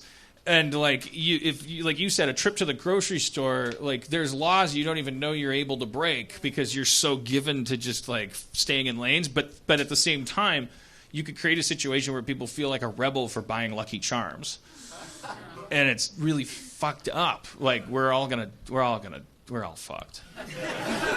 I'm glad you said that. For a minute, it wasn't dystopian enough. Yeah, it scares me because also it seems like, well, then nobody's gonna go, oh, Dan Harmon did such a good job on anything, They'll still say that. They'll be like, if you go out to the dumpster in the Lucky Charms Vin Diesel ass crack thing, like there's this Steve Bannon guy, and he just, if you push his left nipple, he gives you a recipe for carrot cake. Oh. It's Dan Harmon. So meta. The carrot cake recipe is a show. Sad. Isn't it kind of like Westworld? It's like Westworld, Michael.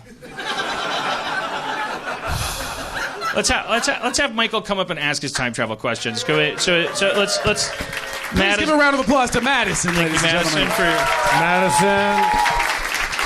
Madison was sent through time to save Michael from a poisonous spider so that he could ask time travel questions. Okay, for the listeners, he has a clipboard, a binder, and now a sheet of paper with some handwritten notes on it. It was a really heavy folder, too. I could hear it. Everyone's having emotional flashbacks to that guy that had his own political party. But Michael has brought wasn't that a great show? All right, okay, no. Michael has made fantastic beer for me before, so I support him already. Several times. And he gave me a whole joint. I mean, I guess that doesn't affect and you, I but gave you a it's mannequin nice leg. of him. You gave me a mannequin leg. I did. He also gave me a mani-pedi in the parking lot when I came in. You guys have so much fun. All right, Dan. But I feel like the gift of the mannequin leg, wasn't it kind of like you were like, oh, I got to give a thing, and it was like, it was a little bit of a, it was like receiving the mannequin leg took something out of me. Did it? It's just my emotional memory. Maybe I'm conflating it with someone else. Well, but you had asked for it the week before. You told us the terrible story about how your mannequin leg was destroyed. So the week later, I brought a replacement for you. That's not all I tried to do. Don't buy into this. I'm just a person, Dan. That's I apologize for poisoning the well. That's all right. They don't like me anyway. So Blank slate. You gave me a joint. You left a note. Time travel questions. Here we go. All right. If you sent yourself an email... I gave you that scoop, too, Dan. If you sent yourself an email and you time-stamped it for 1,000 years in the future, would you arrive at, like, in this moment? If you sent it right now, would it be there in 1,000 years? Like, in that moment? Don't look at me. I didn't do this.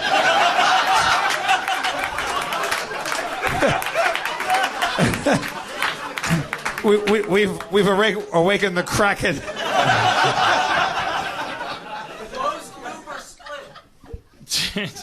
It's really just a technological question about, what happens to email when you timestamp it.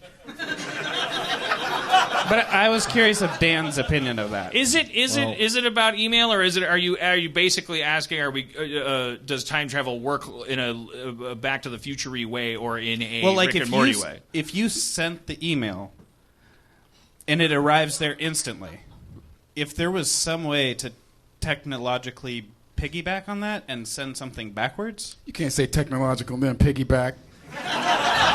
First time for everything. Technological piggyback. Look, I am a chemical engineer. What do you work on, Snot? Snot not. Don't even. All right, Michael. The super state of this isotope has what we call a samesies rule. Michael, we have time for one more. We have time for one more question. Well, I didn't even answer. No, I want to parse this. Okay. Okay. So I'm sitting at my laptop. I have a time machine waiting over there. Right. It's going to take me into the future, or am I throwing out this option? You're just emailing yourself in the future. Okay. So you're going to live forever, Dan. When you say timestamp, you mean like I'm able to. I'm marking this email. It's right now. You write an email. And it arrives 1,000 years from right meow. Did you just say meow? Am I a cat? Is this a guerrilla marketing for? I heard Spencer. Super Troopers. Spencer. Super Troopers. I think this is a Spencer question. He clearly said he only wants Dan's take on this. I didn't say only. This seems like your bailiwick that you would know what's going on. I still don't even understand the question, and it'll go faster if you explain it to me. I bet Spencer does, or at least he knows how to break it down. He has now asked 2 separate questions, and the third time he's attempted to ask it, I don't think he got to the meaty part of the question. He just posed the hypothetical, what if you sent an email? What if you sent an email, then what? If you could find a way, if you timestamped it for 1,000 years from right now, yep. If you found a way to send information back,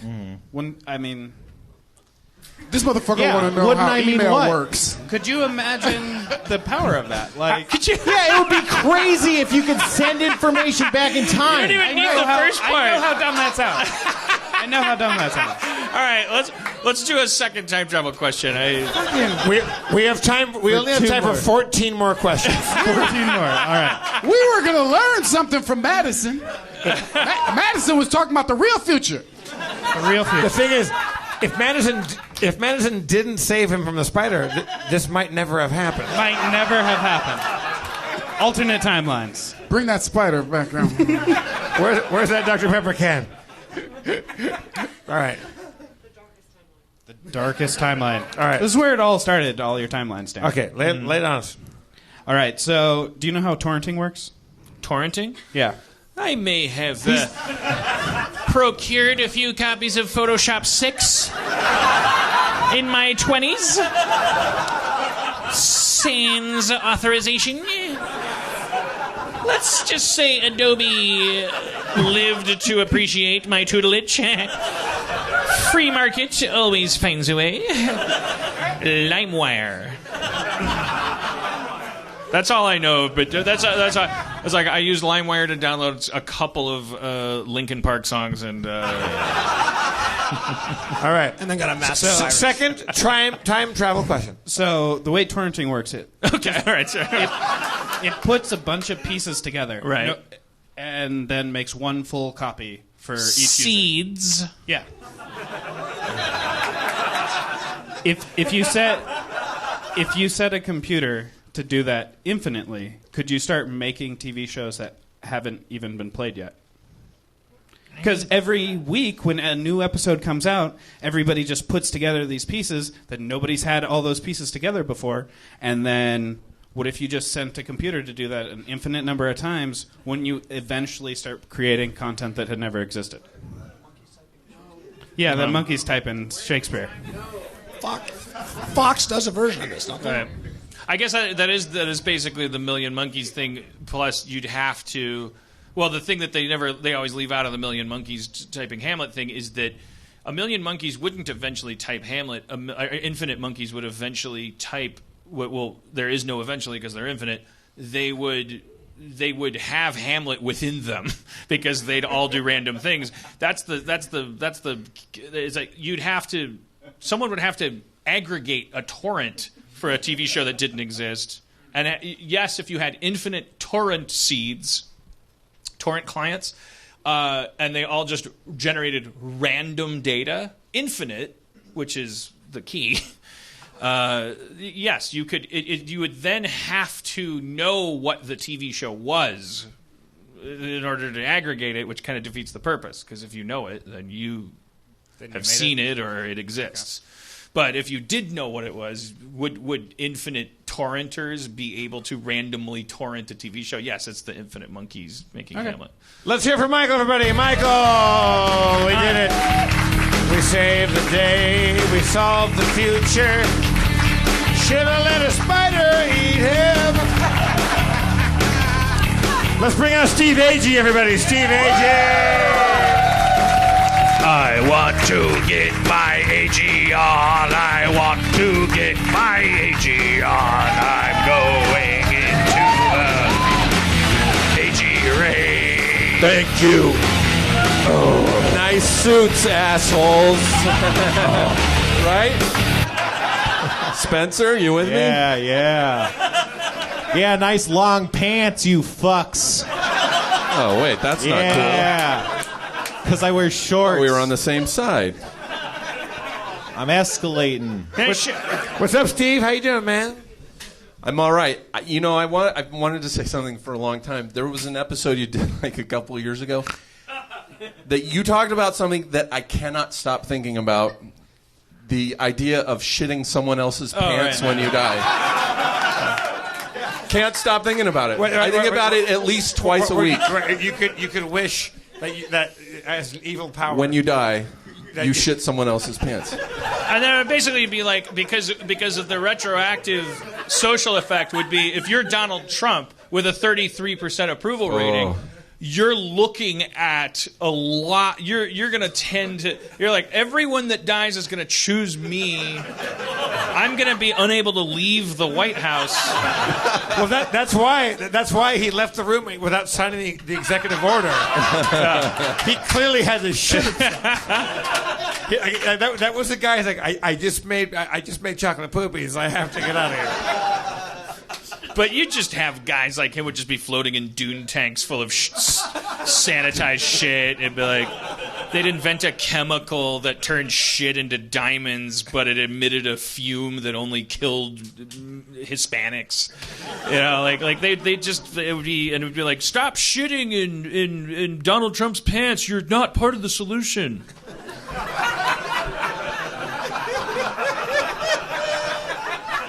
Dan, I think you're being pessimistic. Can I tell you guys one thing that I saw watch with Cody? We've been on this Dahmer trip. Cody and I are both writers. We're it's like we don't like. We're not gonna. It's hard to watch other people's stuff. Like okay, fine. I finally found somebody that admits. Like it makes me feel less petty that she agrees. We watch a lot of true crime stuff. We're like, this person's being murdered. This person's being eaten. So we're on a little bit of a Dahmer kick. And there's not a lot of quality Dahmer films out there. Like you go quickly from the documentaries about him to the docudramas. And one of them is called Raising Jeffrey Dahmer, and it's told from the perspective of his father. And so you're like, oh, wow, it's an interesting idea. And you rent it, and it's like a $20 movie. I mean, the budget was $20. And it's for real. It's like as you wrote that as a sketch. It's exactly what you'd write as a sketch. It fades into the guy, like, looking through a microscope because I guess his dad did that at work. And then the phone rings, and it goes like, well, he's like looking at the thing, and the phone rings, and he goes like, Dahmer.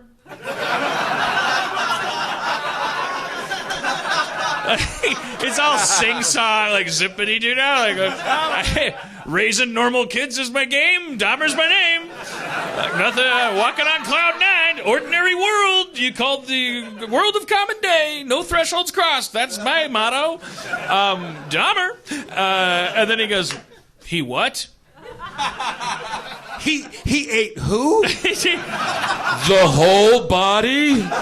It's him going. It's like a Bob Newhart bit. He's going. What? How? Why? Well, what did he? What? Well, I don't know. Well, hold on. I don't know. Well, goodbye. And then he calls another. He calls like his Dahmer's mother. Or something. Goes, Martha, the police just called me. They said that Jeffrey's had been arrested. Something about a murder. I don't know. That's what I asked them. And he just keeps going. Then another person calls and goes like, hello? What? Multiple people? Like, it's like Rosencrantz and Guildenstern are dead if Hamlet was about clearing an apartment of 17 corpses. If that's all that happened in Hamlet, this is Rosencrantz and Guildenstern are dead. So he fucked the corpse in the what? And he put him in a 16 people? And he just keeps. At one point, he goes home. He lives in a one-bedroom apartment, Martha. I mean, just logistically, that seems strange. At one point, he goes home, and then he goes through the reporters, and they're going like, "Mr. Dahmer, what about your son eating all the people?" And he's like, "Wow, leave me alone. Just leave me alone. This is my home." And he goes in and he talks to his wife, and he goes like, "Yeah, they're all out there. All they want to do is just talk about Jeff eating people. I don't know what's going on, sweetie. I don't know." And then they sit on the couch together, and he picks up the remote for the TV and turns it on with this determined look on his face. And then the news is talking about Jeffrey Dahmer. And the mind blower is when the news is talking about Jeffrey Dahmer, he goes like, and turns it off. Like, well, his goal was to watch Dukes of Hazzard. He was gonna get his mind off things. His son ate 17 people. He turned on the news. I thought he was doing it to get more information, but he was like perplexed. He's like, what? Everyone, get over it. No. It's like a broken record with this society. It's the season finale of Silver Spoons, for fuck's sake. My son apparently ate a measurable percentage of the local community, and the local news is all fucking having a field day about it. I don't get it. What are all these reporters? Anyway, I didn't want to. If I waited 2 weeks to talk about that, then it'd be like, you guys, 2 weeks ago I watched this movie. And you would detect, you'd go like, Harmon's a little rusty. But he doesn't have that joy when he just watched something. Does that hit close to home for you? Because that's your hometown. Yeah. Wait, what on earth? What in the anthrax is going on here? Somebody's handed me a note. Oh, no. And she ran out the building? Oh, shit. It's gonna blow! A list of microaggressions. We hold these truths to be self-evident. Jeff Davis, you have on the following occasions afflicted, abraded, and otherwise transgressed the feeples. You just keep talking. I have to Okay. read. I have to decipher serial killer font. In Portland, they don't have dispensaries. Dispensaries have you. In Portland, they have pot stores. Yeah. In Oregon, of course. I mean, we spent the last 2 decades like. I mean, we didn't really put any elbow grease into it, but we were like, it's technically medicine. Come on, I'm sick. And I had to go see a guy with a ponytail and a stethoscope and like lie about nausea. Like, I didn't become a pot smoker so I could lie. Also, they run you. They if you tell them a thing that you've been told to tell them, they will then question it. Yeah, they'll be And like, it becomes- really? And it becomes this bullshit. And at one point, you kind of want to be like, "Hey, motherfucker, you ain't a real doctor no more, anyway, bitch. You wouldn't be here trying to write licenses for weed, motherfucker. What's your story?" Yeah. Yeah, what is the tell you stethoscope for? Right. Like, it's so protesting so much. Right. The answer why the stethoscope is because the ponytail. And you're unwilling to give up And one. it's awesome to listen to your heartbeat when you're high as fuck. Yeah. But you go into now Colorado and Oregon, they legalized it. It's not medicinal. It's fucking pot. You just buy it. You're like there to get high. It's so amazing. You go in, you give a driver's license. They sent us, they buzzed us in. You go back, the mason jars and all that stuff, just like at a dispensary. But there's no pretense of like, here's my prescription and here's my thing. You're just like, I was like, okay, so what do you got in a? I literally did this. Like I was like doing it half jokingly, but then it worked. I was like, she was like a, what do you call it, a sommelier, or what do you go with the sommelier? I was a Somalian. She was like she was Somalian.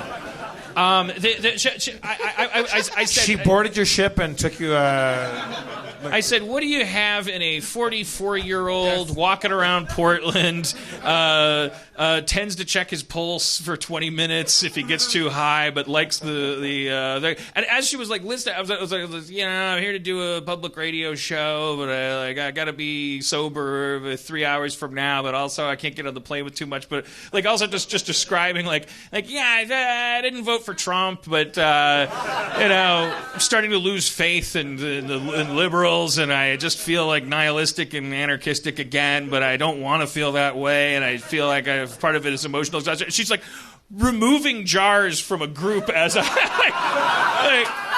I was like Cody was watching her, and she was like, I was like, was I imagining it? She's like, no, she for real was like really listening to you, and like down to the last thing, she was like, okay, that eliminates that jar, and then let me smell just a bunch of pot, and then I got a joint of that pot, and it was great.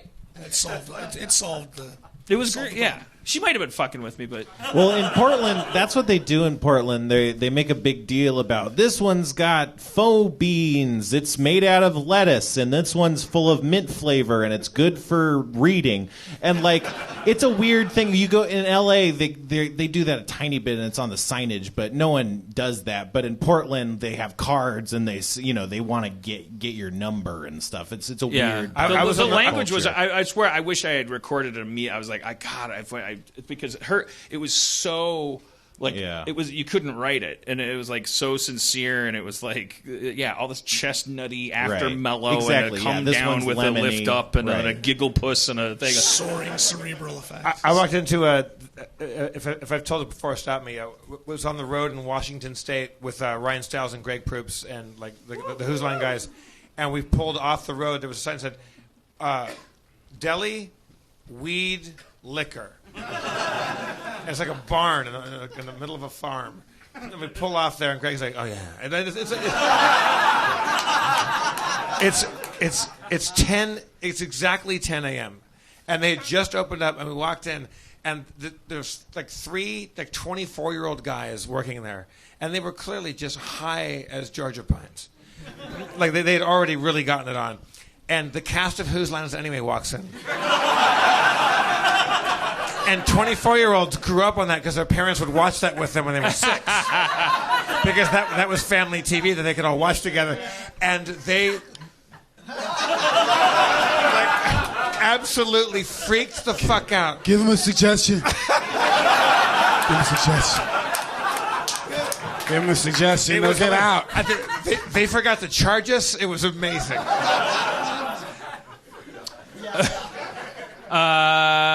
Do we have business? Yes, we have business. We're doing our last few shows here at Meltdown. We're going to be permanently moving over to that Starburns location because in 3 weeks, ISIS is blowing up Meltdown Comics. Oh my God. Thank you, Michael, for giving us that heads up.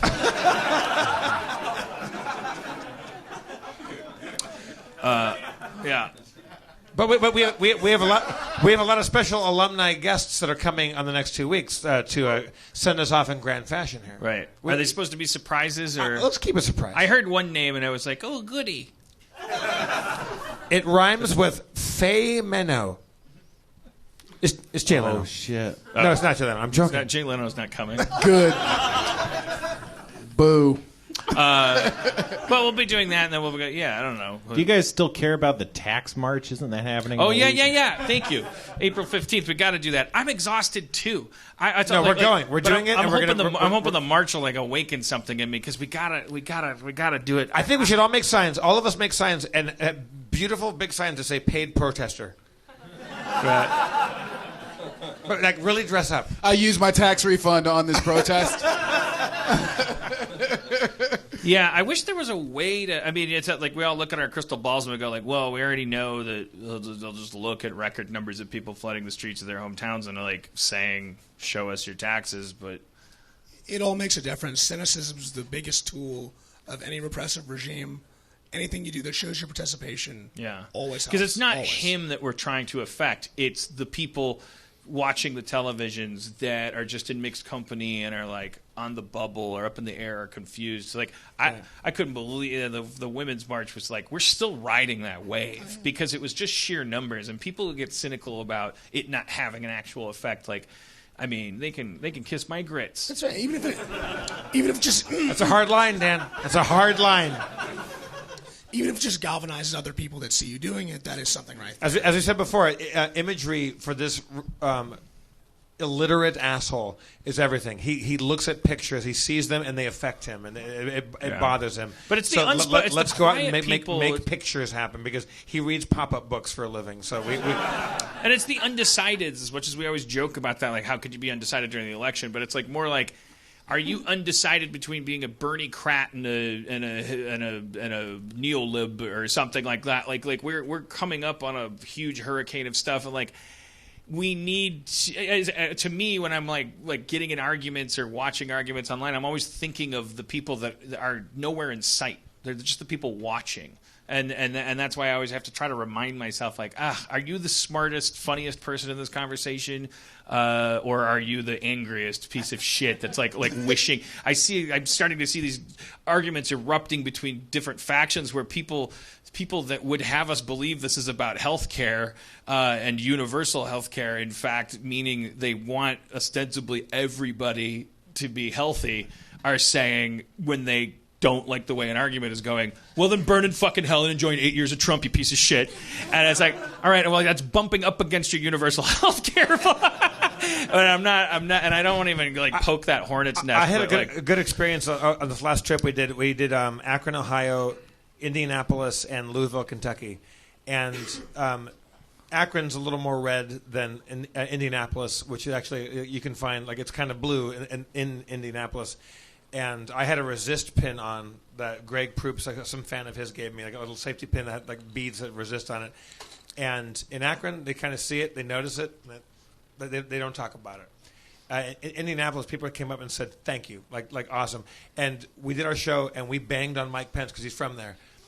We banged on him hard, and the crowd like almost stood up and fucking cheered because they, like in Indianapolis, they're like, "Fuck that guy."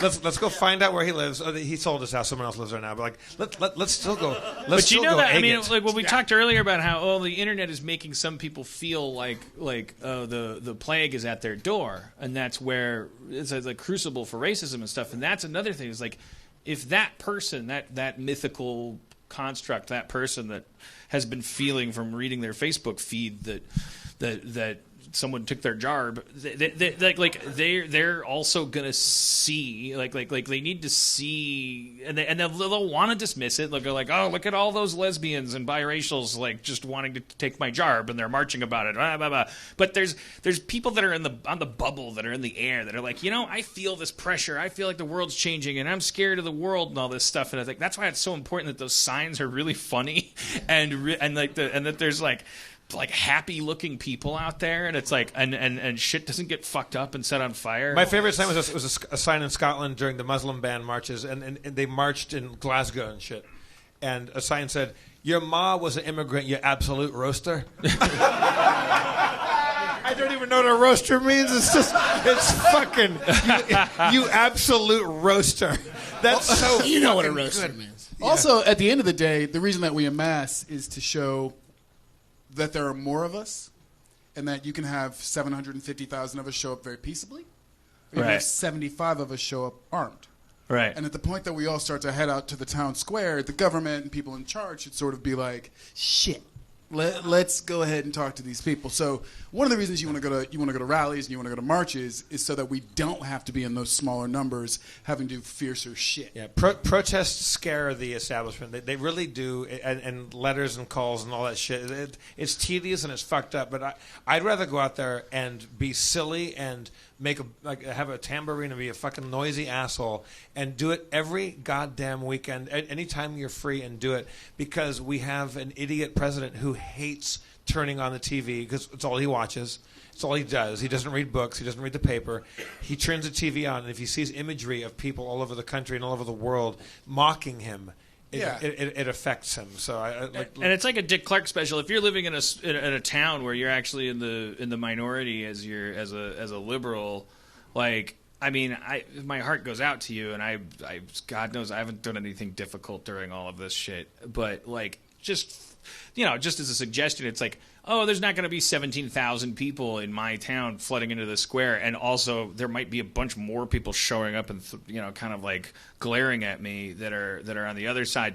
All the more reason to like make your sign funny, so that you have the truth on your side and the humor on your side and the high road on your side. If there's 50 of you, and it's like CNN's still going to cut to that during that morning. And the image of the little girl holding a sign in D.C. that said "Trump eats farts," that's heavy fucking hitting. What were you going to say? Well, it's just very important to think about who the audience is for. So it's important that it can be funny, but also it should be, excuse me, patriotic and nonviolent and all those things. Like, it should speak to a portion of the country. Mm-hmm. I don't know what's going on with my voice here. This is the worst. Were you on a press tour? Like, you've been talking a lot? I have been talking a lot. I've been known to... Or is the Klan trying to suppress your words? What does jarb mean? Easy. Get off me, devil! I mean, we still have some time left. Dan, I don't think we're done with your Gary Busey impression. I think that has to come back, at least for a moment. I think maybe in rap form. I think that we have to pass it down the line. Maybe right. Gary Busey comes in and does a verse. I'll do a Gary Busey rap just from the top of the shit. Are you ready to rock on that one? Is that what you want? I just wanted to talk about that weird ceremony that Levy did on the sidewalk where they put a cube on his he head. got What's it called? Trifling. Tilleman? Millinan? What's it They were called? trifling with them. Tifflin. Tiffling. I don't know. Tifflin. Levy sent us picture. Levy was walking down the sidewalk and a Hasidic. He tied up his arm. It was weird. It was like a Levy, ritual. grab the mic and break it down for us. And they put a. Levy, ladies and gentlemen, make some noise! Hello. I mean, look at this hair. He just sniped me. Yeah. I was walking down the street in Beverly Hills. He was like, "You're Jewish." I was like, "Yeah." He was like, "You got to do tefillin." I mean, I didn't know what to say. So I don't really want to. But you Did you knew know what what that tefillin was? was. That you were, Yeah. Because I don't. What is? Break it down for the goyim. I mean, I don't know exactly what it is, but I Well, it's a remember. mitzvah. Yeah, it's like It's certainly a mitzvah. Right.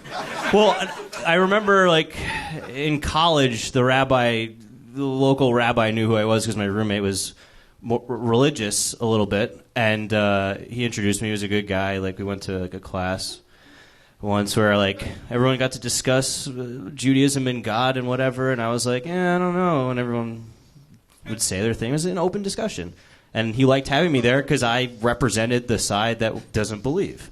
All right.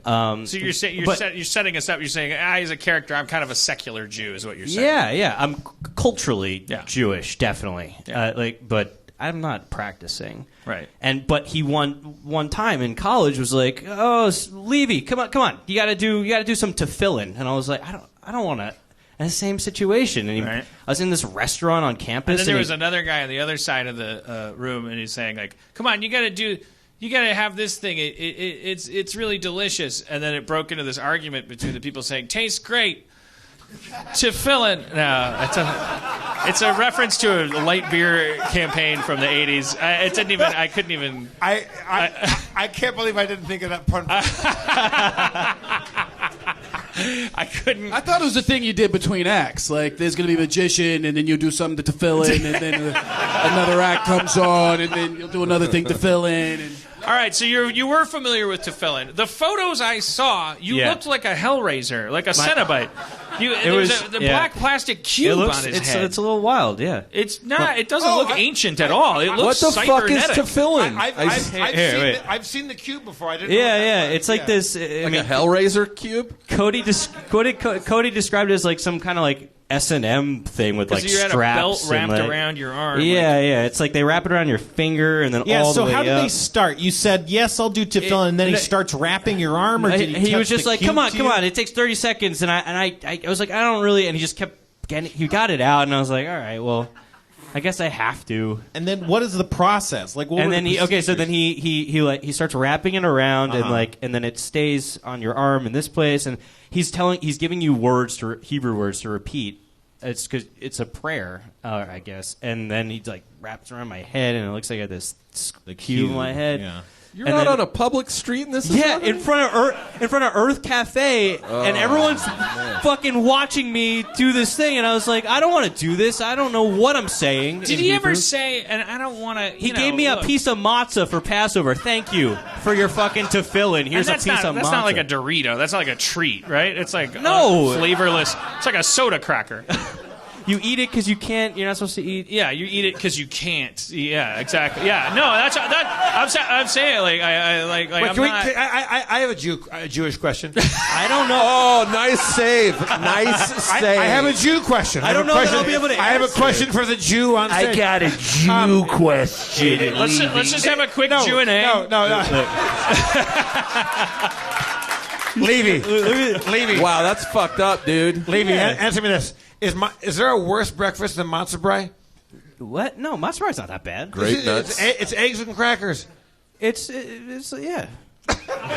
What's wrong with that? It looks terrible. I've never tried it. What It about looks this like a kid, nightmare. this guy in the photo? He looks like he's your age. He's like a young kid. Yeah, he's a like, young but he's Hasidic. Hasidim, He's yeah. got the whole Indiana Jones hat and the suit, and he's like taking you through the thing. I'm not trivial. Yeah, and my mom is laughing at me, taking pictures like, "Ha, you." But how did you have those pictures? Because the pictures are of you. Yeah, my mom took. Oh, them. your mom. You were with your mom. Yeah, Oh, that's nice. She's the only one laughing right now. Do you think? Did you do it because you were with your mom? Maybe. No, I didn't want to do it at all. Was your mom like, that's bullshit? I think even she was like uncomfortable. Like, oh, I don't. Did he try to fill in her? What? No, do women? No, he's not allowed to only touch her. men. He has It's to only seal men. himself in a. I don't know. I think it's only Levy, two-part Q&A question. All right. So there's a roving pack of Hasidim that are It wandering. was two Beverly Hills. young Hasidim. and They had a bag of matzahs. and they profile you as a Jew. I was walking down the street and we went, "Hey, you're Jewish," and I was like. And they make you, Here's a piece of matzah. Also, now you have to do tefillin because you took it. Like kind of. Oh, that's the worst. Oh, That's like you- when someone gives you their entrapment. CD and is like, actually, it's a donation. It's like it's like the rap discs on Hollywood Boulevard or in Times Square or something. Oh, they gave you the matzah first. Yeah. Oh, see. I forgot that detail. I'm sorry. that's fucking blackmail. Yeah, and then it's like, you're gonna give the matzah back? Like, You know what? Not to put too fine a point on it. It's my sugar.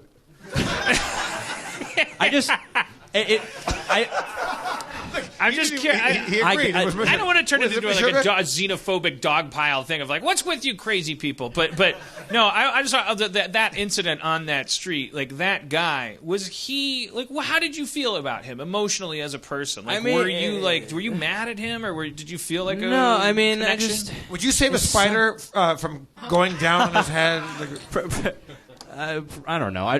Like No. compared to like if a panhandler drew you into a fucking word problem or that's kind of selling a CD it's kind of how I felt, but because of the Jewish connection. I don't know. Like he was only going for. Was it like? What did you feel? I felt like a terror violated. of I being- knew I was doing a mitzvah, but I felt violated. But would you say that he was? Would it be accurate to say if I was that he was like? Was it like if you were Catholic, you know, like a lapsed Catholic, right? Like was so there was there guilt like you know you didn't want to be a bad. He preyed on my Jew guilt, right? See, that was present in your head, right? You're like, I'm doing this because the entire time I was.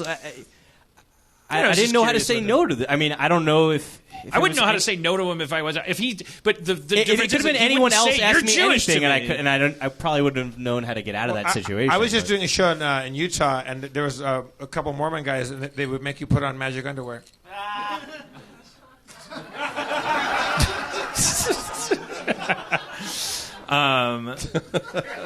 True story. Gary Busey rap. The show is almost over. I mean, Dan. did he say while he was rapping that because that belt looked like it took so long? It was to real wrap. tight. Did he ever say like It was very while precise. he's rapping around? Did he go, "Thanks for doing this"? By the way, a lot of people don't do it. No, and the funny thing is, we went into a tough corner. We went into a store, like a couple stores down, and then my mom was holding this piece of matzah, and this guy walked in, and he was like, "Oh Jesus, he got you too."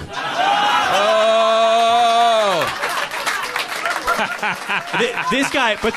Oh shit! This guy, he walked in double fisting matzahs, so maybe he did a better job than me. I don't And know. he's like, "By the way, I'm Italian. I just haven't had a haircut in a while." He's that religious. What's the end game for this person? That he's saving souls? Or I what's don't. happening? Yeah. No, they're. Yeah, tomorrow's the first day of Passover, but So he's just having a good time. I don't know. I didn't ask him. I just felt too bad to. I was frozen. Give Ornstein a chance. He's as our. I believe they followed the Rebbe in Brooklyn, and it's like a specific thing. They're not. That doesn't. It's not normal Jewish stuff. It's like a very specific thing. Like you can be raised Jewish as I was, and tefillin will never come up in your. Well, life. yeah, we know it's extreme. Yeah. But yeah, I think I'm kind of wondering, like, is it I guess evangelical isn't the right word. It's like that though, yeah. But it's like the idea that you're supposed to actually, but it's. Which is anathema to the normal spirit of Judaism. Like you're not supposed to actively recruit. Right. But So it is like when a black dude hands me a rap CD. It's identical to that. It's like literally the same thing. I'm like, God damn, bro. All right, man. Fuck it. $2,000 laptop, $3 CD. Fucked up. So no, it's like it's like waspy white privilege. That's another thing. Like I would never be walking down a sidewalk. There's nothing that anybody could like ply me with, like that guy would like have a swastika. It's like he'd be like, "Hey, you're not proud enough to be a fucking Midwestern white guy," and I'd be like, "Well, you're not going anywhere with that." Like I have no problem. You won't be allowed in the restaurant I'm going to. Like but it's like it's interesting. I mean, You can always just run away too. You should have just run away. I just sprinted. Yeah. Yeah, it's true. I could have. Yeah, blame the victim. Yeah. You see what he's wearing? Hey, Zach, put a beat on, Zach. Yo, Gary Busey, rapping.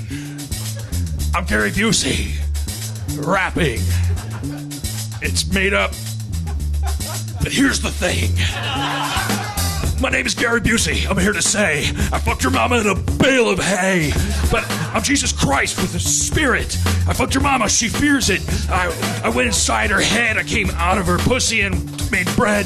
I'm rhyming the usual way, but an open mic eagle would say, let go of your crutches. Don't think about your mama. I'm Gary Busey. Let's go to the desert. Let's stare at the sun. I fall off a motorcycle. I've just begun. I didn't wear a helmet. Fucked your mama so hard. No, I didn't. No, I didn't. Because that's what you think I did, okay? But here's the thing. I'm Gary Busey. G to the A to the R to the Y. I fucked your mama. No, I didn't. B to the U to the S-E-Y. I didn't fuck anybody. Here's why. I'm apotheosized. I'm part man, part God. Gary Busey. First name G, second name B. I lost the rest of the names. You see, if you get beyond language, you start to truly see what you mean.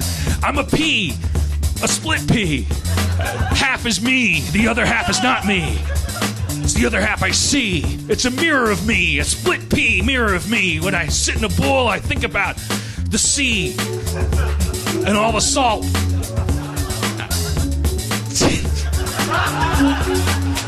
Charles Kuralt.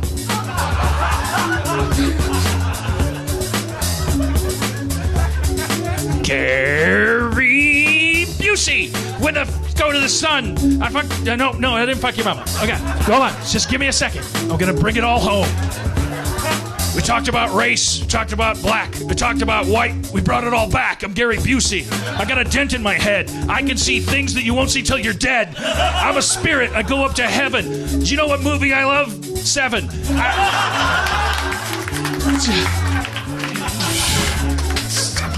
Not just because it rhymes with heaven, because that would be bad rap. I wouldn't be flowing. I'd be going. I'm gonna call an Uber and not a Lyft because my politics don't hold up to shit. I want an SUV because I want to be left in peace when I pee in the back seat of the car while I play Minecraft and try to go farther than I have. I'm playing a Skyblock mod pack. That's the kind where you start on just a block of dirt and then you have to make everything that usually is not worth that much. You have to sift dirt to make iron. It's fucking crazy. Gary Busey. Native American. Philosophy. Celebrity Apprentice. Motorcycle. Spirit. Hear it. Gary Busey. I'm gonna open a hardware store. But the counter's gonna be where everything's kept. Because I don't believe in ownership. If you come in for a hammer, you sell it to me. Whatever you're building, it's already been built.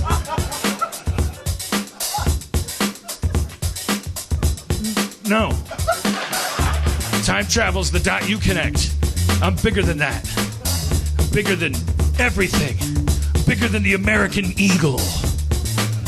Don't put it on an endangered list. Let it be free of bureaucracy. If there's a thing that you don't need a law to protect, that's the true thing we should aspire to. Anarchy. I'm a bald eagle with a dented head. In search of a thermal vent that can keep my wings aloft. My bones are still hollow. I'm looking for the rabbit of racism. And when I see it, I'll dive down at 600 miles per hour and scoop it up and take it up to the tower where my babies are kept in a little nest. And I'll eat the head and leave them the rest. And they'll eat it down and say, good, now race is done. We're made of wood. If you were made of wood, you wouldn't be black or white. You'd just be oak, and then you'd have a different kind of sight. And you could make furniture at my hardware store out of our cells. You'd be a cabinet. You wouldn't be a black person. You'd be a cabinet. With drawers instead of thoughts. I got buck teeth. I'm like Nick Nolte with an overbite. I'm John Lithgow. Oh shit. Oh, John Lithgow. I'm John Lithgow, and I'm here to say I'm gonna come into your rap and save the day. I got a circular mouth like I'm a lamprey. I'm John Lithgow. Let me be free. Wave your hands in the motherfucking air. John Lithgow doesn't give a fucking care. Black women gonna save the world. I'm John Lithgow. Fucking every girl. I got a dick as wide as Harry from the Hendersons. It's pretty scary. I was third rock from the sun. I'm gonna put my dick inside your bun. Oh, I love biracial women. I want to have an orgy with biracial women. I love millennial biracial women. I'm John Lithgow. My mouth is circular, like a story, and like a young ripe titty. Am I a hero or a villain? I'm just filling your mind with what? Sorry, what? To fill Oh God. I'm sorry. Lithgow. Lithgow.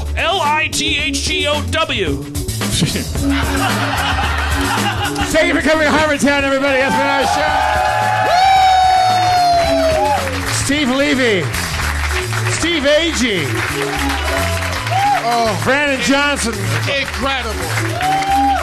Incredible. Michael Madison. Matt Ornstein. Matt Ornstein, I forget. Ornstein. Watch Accidental Courtesy by Matt Ornstein. Is there anything else you want to plug? We didn't even ask you that. We're working on anything else? Oh, thank you so much. I am working on a new one, so hopefully you'll have me back next time again. Okay. But in the meantime, Accidental Courtesy is on Netflix. So good. Thank you so much. Yeah. And I wanted to thank my editor, Ben Barnes, who I hear out there laughing.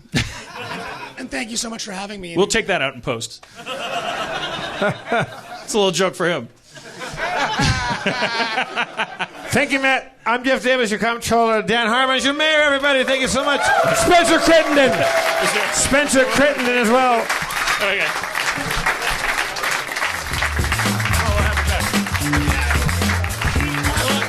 Drive fast and take chances, everybody.